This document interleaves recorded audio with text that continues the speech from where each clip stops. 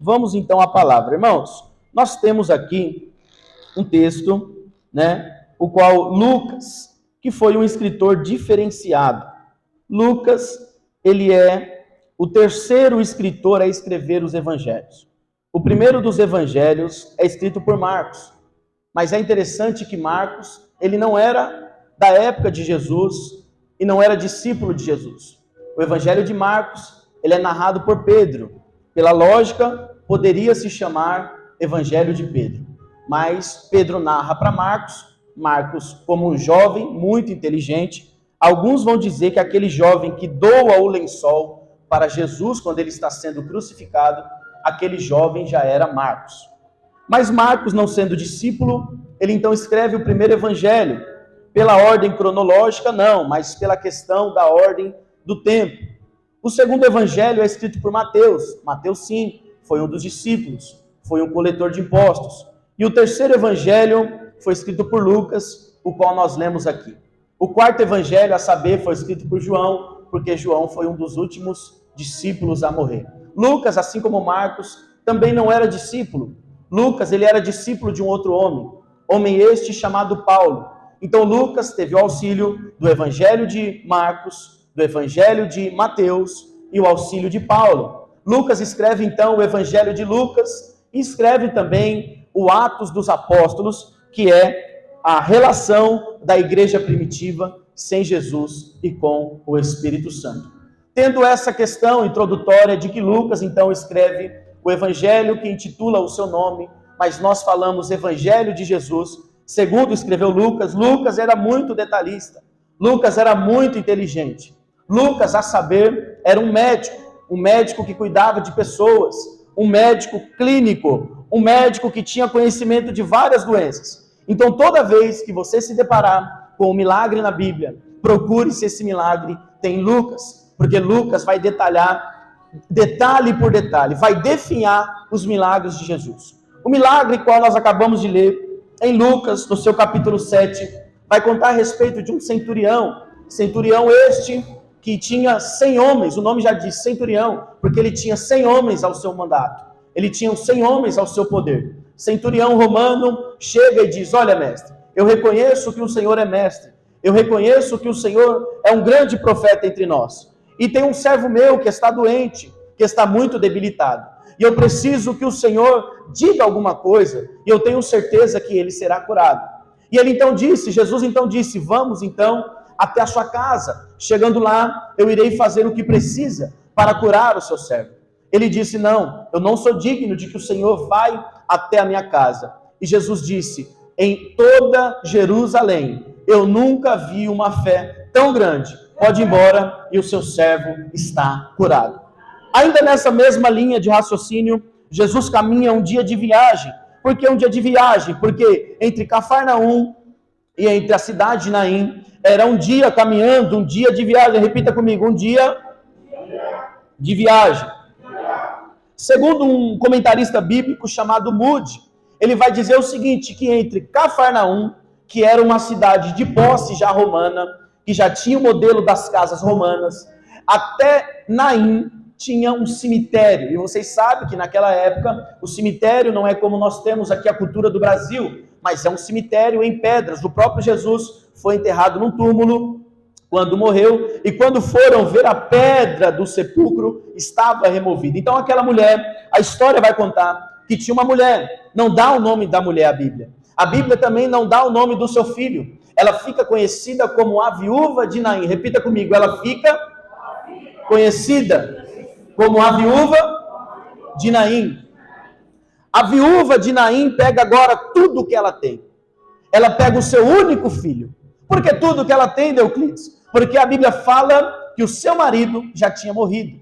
E quem cuidava da mulher naquela época era o marido. Hoje não. Hoje as mulheres, eu canso de ouvir isso em casa: eu sou independente, não preciso de você para dirigir, não preciso de você para comprar uma roupa. E eu admiro, Eu admiro muito, embora isso não seja 100%, porque a mulher às vezes precisa do homem para alguma coisa, mas naquela época não. A mulher não tinha poder. A mulher não podia sequer falar em público. A mulher não podia sequer dizer algo na frente de alguém, de algum homem.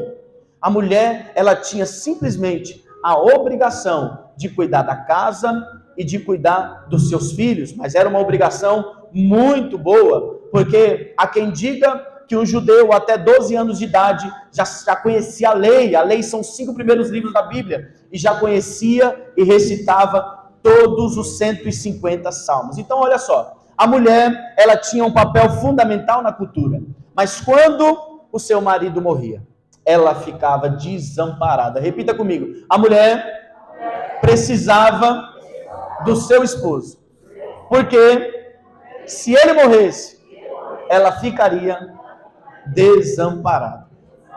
Entendendo então a cultura judaica, se a mulher perdesse o seu marido, ela ficaria desamparada. Ela tinha então 2 chances. A primeira chance, que é bíblica, era uma cultura autorizada por Deus, é que ela se casasse com o seu cunhado, mas nem todo cunhado queria assumir uma mulher que tinha filhos, uma mulher que tinha problemas, uma mulher que tinha dívidas do marido anterior, porque quando se assumia a mulher, ele se assumia todas as responsabilidades daquela mulher.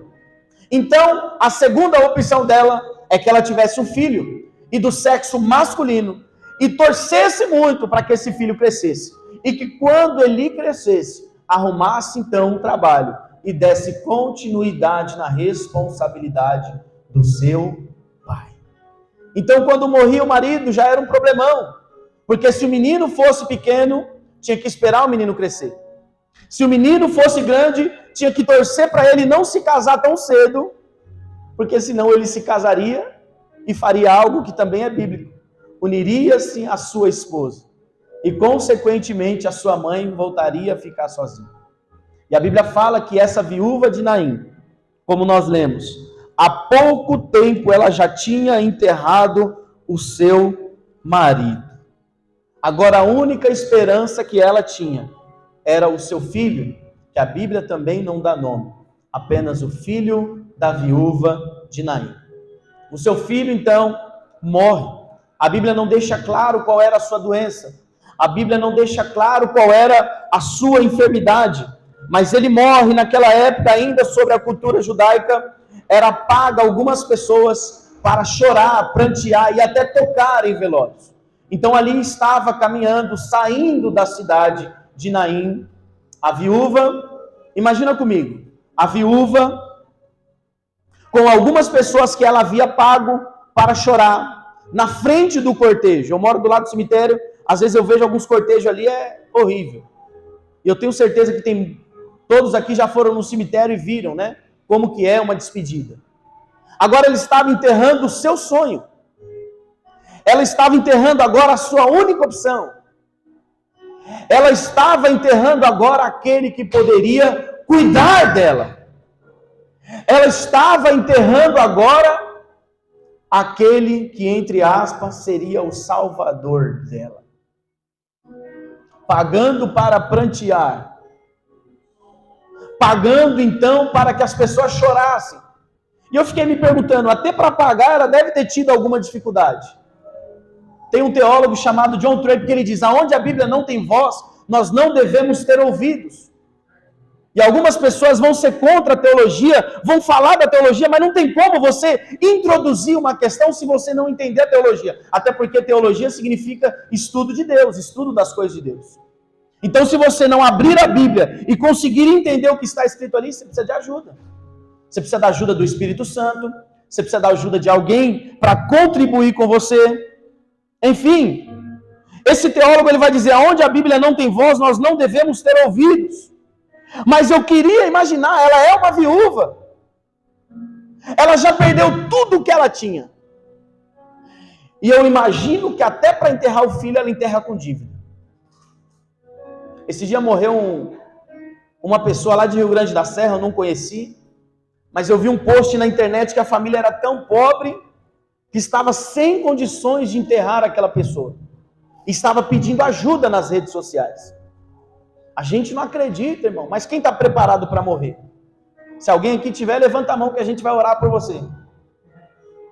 Mas a morte chegou na vida daquela viúva. Saindo ela então de Naim, a Bíblia fala que uma grande multidão seguia ela. Quantos estão entendendo? Diga amém. Uma grande multidão seguia ela. E o tema que eu intitulei essa mensagem foi o seguinte: a morte de encontro com a vida. Imagina comigo, reflita comigo, se você puder ou quiser, sinta-se à vontade, feche os seus olhos. Uma mãe que não tinha mais nada, somente o seu filho, carregada de tristeza, de angústia, quem sabe se perguntando, mas aonde está Deus? Que deixou que isso acontecesse comigo. Hoje em dia nós temos pessoas assim no nosso dia a dia, que estão enterrando o seu último projeto, que estão enterrando o seu último sonho, que talvez estão dentro de um quarto trancado, dentro de algum lugar e dizendo, aonde está Deus na minha vida? Eu vi um grande pregador uma vez falando, que eu não sou muito fã dele, vou dar uma dica para você, ele se senta num banquinho com algumas luzinhas atrás, e fala todo sorridente, e ele dizia, se eu encontrasse Judas, eu não ia deixar Judas se suicidar. E eu falei comigo, hipócrita, quantos Judas ele não encontra no decorrer da vida dele? Quantas pessoas querendo desistir da vida nós não encontramos? Na fila do banco, na padaria, no trabalho, na escola. E às vezes nós não temos coragem para dizer, vai dar tudo certo. Deus está com você. Repara, cantor Daniel, que tinha uma multidão com ela. E ninguém teve coragem de dar uma palavra para ela. Ah, irmão, você quer o quê? Que a pessoa colocasse a mão e ressuscitasse o menino? Não! Mas que dissesse, olha, Deus vai prover na sua vida. Deus vai prover na sua casa. Você está entendendo isso aqui, irmão? Ela está enterrando tudo que ela tinha. A Bíblia não fala a idade dessa viúva, mas acredito que ela tenha muito tempo pela frente de vida. Sabe qual seria a profissão dessa viúva? Provavelmente ela ia pedir esmola de porta em porta. Provavelmente ela seria despejada da sua casa, porque não tinha como pagar. O Império Romano estava batendo na questão dos impostos. Estava oprimindo o povo de Jerusalém para pagar imposto. Provavelmente ela não tinha um carro para vir para a igreja. Diferente da nossa cultura de hoje, que se fica viúva, consegue recorrer a um auxílio do governo. Se chega na idade, aposenta por invalidez ou por tempo de trabalho. Enfim, em Atos 6, vai ser levantada uma junta de diáconos. E os diáconos são levantados pelos apóstolos justamente para cuidar dos órfãos e das viúvas, que eram os menos favorecidos da época.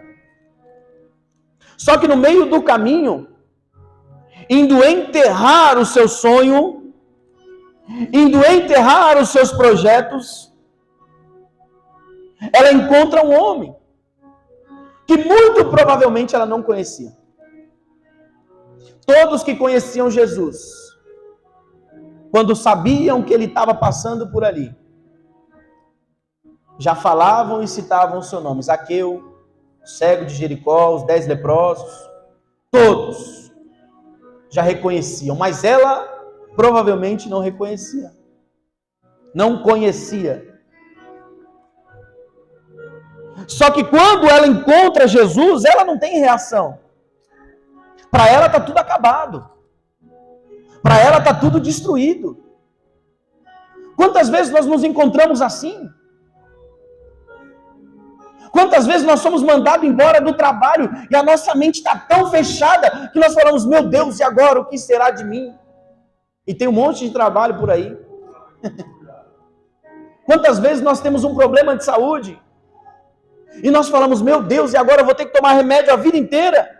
Meu Deus, e agora eu vou ter que ficar passando no médico todo ano? Mas você tem a vida inteira pela frente, querido. Essa mulher, ela não tinha mais opção nenhuma. Ela não tinha mais chance de viver. Muito provavelmente a depressão já estava tomando conta do seu coração. Do outro lado vem Jesus. tinha acabado de curar um servo, somente com a palavra. E a Bíblia fala que uma multidão também acompanhava Jesus. A multidão da morte e a multidão da vida. A multidão da vida agora animada pelo milagre que tinha acabado de ver. Animada porque estava seguindo o dono da vida. Animada porque estava seguindo Jesus. Animada porque acreditava que Jesus era o Cristo, ou seja, o ungido, o prometido, o enviado. Animada porque estava seguindo o homem certo. Do outro lado, uma multidão seguindo uma mulher que perdeu tudo. Jesus é aquele que veio para dar a vida por nós. Jesus é aquele que veio para que os nossos pecados fossem perdoados. Jesus é aquele que veio para que nós não nos encontramos ou não nos encontrássemos mais em uma situação precária espiritualmente. Jesus é aquele que veio para solucionar os nossos problemas. Esses dias eu vi uma frase que dizia mais ou menos assim: faz tanta coisa errada e quando dá ruim fala, vamos orar que o diabo está furioso. E mesmo nesse contexto, Jesus te ouve. Mesmo nesse contexto, Ele te escuta. Mesmo que você errou, Ele te estende a mão. Oh, glória! Mesmo que você caia, Ele diz, filho, eu sou contigo. Mesmo que você esteja perdido, Ele diz, eu estou aqui, eu sou o teu caminho, eu sou a vida. Entendendo esse comentário de Moody, que entre as duas cidades tinha um cemitério, eu consigo perceber que Jesus foi propositalmente ali. Ele foi ali para ressuscitar alguém. Essa era a especialidade dele, ora. Quando ele chega àquele lugar, ele vê de longe a multidão. E ele diz o seguinte, vendo o Senhor, o 13, moveu-se de íntima compaixão por ela e disse, não chores. Que loucura é essa, irmão? A mulher acabou de perder um filho. Tinha perdido o menino há pouco tempo. E chega um homem e fala, não chora. Você já parou para imaginar isso aqui? Você está numa situação tão difícil, mas tão difícil, que para você não tem saída, e Jesus está dizendo, não chora, calma, eu estou no controle, eu estou resolvendo o seu problema. Oh, glória! Ele ainda está no controle da situação. Talvez você entrou aqui nessa noite como essa mulher, dizendo para mim não dá mais. E a gente vê o rosto, e a gente não percebe, irmão. Mas aqui dentro ninguém consegue ver a não ser Jesus. A gente vê o rosto e fala, tá tudo bem, o irmão tá bem bonito, a irmã tá bem vestida, aí abraça as mulheres, beijinhos, os irmãos, aquele negócio, e por dentro. Então Deus está direcionando essa palavra para dizer para alguém aqui. Se você entrou aqui tentando desistir dos seus projetos, se você entrou aqui tentando desistir dos seus sonhos, Ele manda te dizer que Ele está no controle de toda a situação. Ele está no controle da sua vida, levanta a sua mão. Ele está no controle da sua casa, Ele está no controle da sua família. Mediante essa palavra eu quero profetizar que toda palavra contrária sobre a tua vida e sobre a tua família é anulada hoje, caia por terra hoje, e sobre a tua vida haverá somente bênção em nome de Jesus. Oh, glória! Nós servimos a Deus para viver coisa boa também. Nós servimos a Deus para ter um trabalho bom também.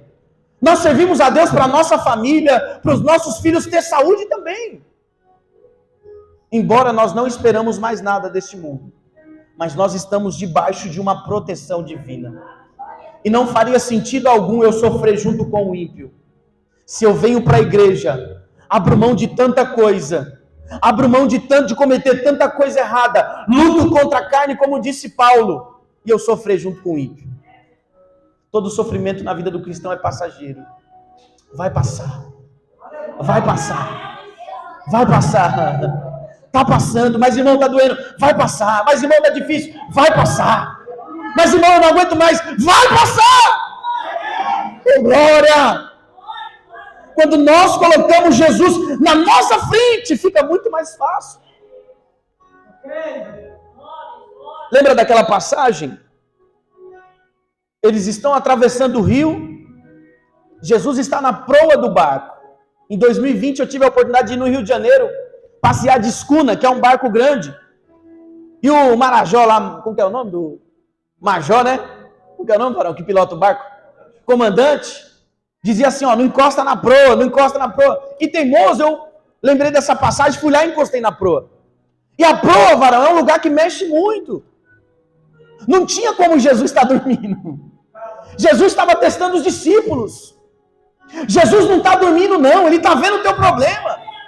Parece que Ele está quieto, parece que Ele não está resolvendo. Talvez essa semana você falou, esqueceu de mim, Deus. E Ele manda te dizer, eu não me esqueci de você, oh glória.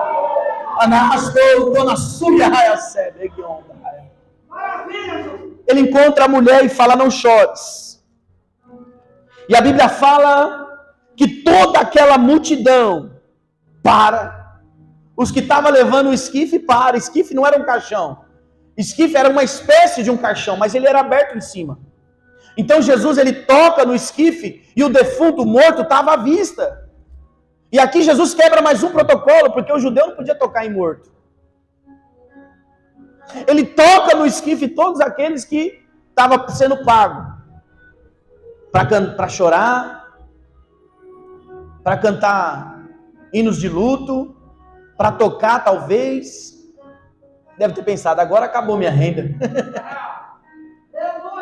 Tem gente que está sendo pago, irmão, para tentar atrapalhar a sua vida. Esse é o tipo de mensagem que eu não gosto de pregar. Mas essa é a verdade, eu não gosto de colocar ninguém contra ninguém. Mas tem gente que está sendo pago e usado pelo diabo para atrapalhar a sua vida. E Jesus está tocando hoje falando, chega. Quem manda na vida dele sou eu. Quem cuida da vida dele sou eu. Porque às vezes tem uns enviados mesmo do diabo, na empresa, na onde for, que está sempre tentando a gente. E Deus está mandando dizer, através dessa palavra, chega. Chega. Chega. Chega de humilhação. Chega de chorar. Chega de sofrer por causa de alguém. Chega. E eles param. Só que quem mandava eles parar, quem podia mandar parar era só quem pagou. E Jesus não pagou. Jesus não pagou para ninguém chorar. Jesus não pagou para ninguém prantear. Mas Ele manda parar. E aqueles que param olham para Jesus. E a Bíblia fala que o milagre acontece. Eu vou falar bem devagar para você pegar. E a Bíblia diz que o menino levantou e começou a falar. Eu acho que você não entendeu. O sonho que estava sendo destruído agora está falando. O sonho que estava anulado agora está andando. O sonho que estava sendo levado para a gaveta agora vai voltar a funcionar. Porque Jesus chegou no lugar. Oh, glória. Isso aqui é muito forte, irmão. Isso aqui é muito forte. O menino levanta e começa a falar. Tudo que Deus faz é perfeito, irmão. A medicina moderna vai dizer que se alguém para a mente, cérebro e coração, que são os dois órgãos principais do corpo, por 15 segundos, essa pessoa corre um grande risco de voltar com sequela. Sem funcionar um braço, sem falar, sem funcionar uma perna, sem andar, sem balançar a mão. Mas tudo que Jesus faz é perfeito, porque o menino pula, salta e começa a falar. Oh, glória. Lucas, como médico, podia dizer, ele voltou a falar, mas está fanho. Ele voltou a falar, mas não ouve. Ele voltou a andar, mas está mancando. Mas não, Lucas enfatiza. E o menino voltou a falar. Oh, glória! Será que você pode dar um glória a Deus? Será que você pode dizer, Senhor, eis-me aqui. Senhor, eu estou aqui, Senhor. E Ele está dizendo, eu estou tocando nos teus planos. Eu estou tocando nos teus projetos, oh, glória!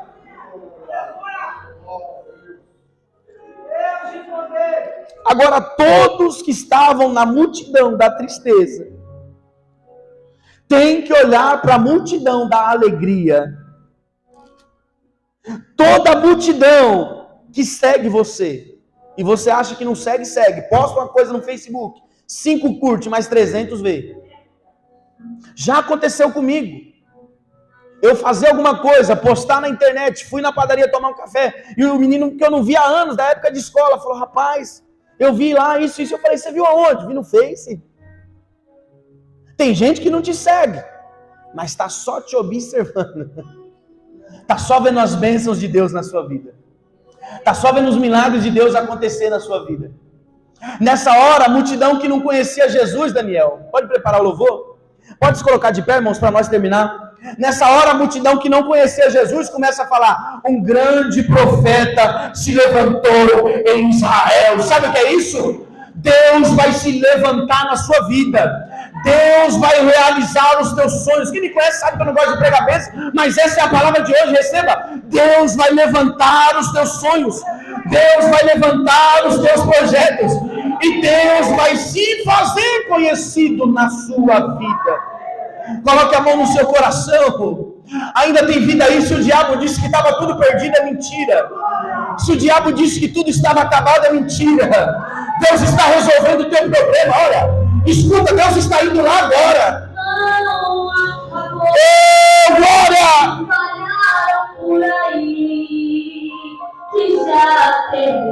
Aleluia! Oh, Jesus! Nós te adoramos, Senhor. Nós te adoramos, meu Pai. Oh, glória! Digno é o Senhor. Aleluia, Jesus. Adora o nome dele, vai. Adora ele, vai. Fala para ele o teu problema. Oh, glória. Não pense que morreu, que a história acabou e que você perdeu. Eu vou entrar no ambiente pra orar. Vamos olhos da fé passear. Ainda tem vida aí, e mesmo que o cenário diga até o fim, e as evidências gritam: tem vida aí, tem vida aí, tem vida aí. Não é pra parar, não, tem vida. Oh, glória, tem vida aí. Eu me garanto e afirmo pra você. Levanta a sua mão.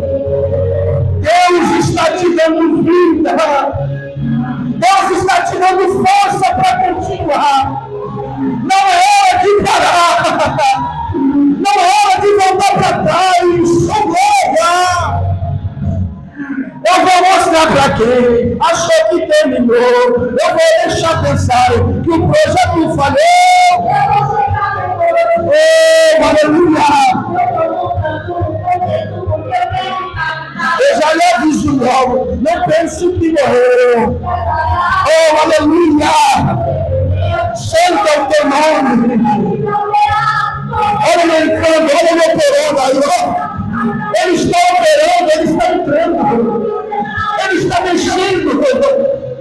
Ele está tocando. Oh, glória. Oh, aleluia, Jesus. Ainda tem vida aí. O que eu vou fazer? Eu me garanto e afirmo para você. Ainda tem vida aí, meu irmão. Fala bem alto para o diabo ouvir. Existe vida aqui, oh glória. Aqui tem vida, Satanás. Aqui não. Aqui tem palavra. Aqui tem Deus. Aqui tem o Espírito Santo, oh glória. Fala para ele, vai. Ainda tem vida, não acabou. Ainda tem jeito, você de deixa pensar que vai ficar como está, não vai. Ele está chegando aí, ó. Deus está chegando. Oh glória! Descansa! Descansa o teu coração, volta a dormir. Volta a comer que ele vai resolver o teu problema. Pode voltar a comer. Pode voltar a dormir. Pode trabalhar tranquilo. Ele está resolvendo o teu problema. Eu vejo Deus tocando em vidas aqui nessa noite, oh glória. Oh, aleluia, Jesus. Aleluia. Glória, glória, glória. Adore o nome dele. Existe vida aí, oh glória. Oh glória, existe vida aí. Tem vida aí. Tem vida aí. Oh, aleluia. Coloca a mão no seu coração. Coloca a mão no seu coração e diga bem alto: Senhor Jesus, Mais forte. Senhor Jesus, eu creio que o Senhor está entrando com providência na minha vida. Todo o processo está passando. O diabo, fala alto, o diabo não tem poder sobre a minha vida e sobre a minha família. Dê uma salva de palmas bem forte para Jesus. Glória. Mais forte para Jesus.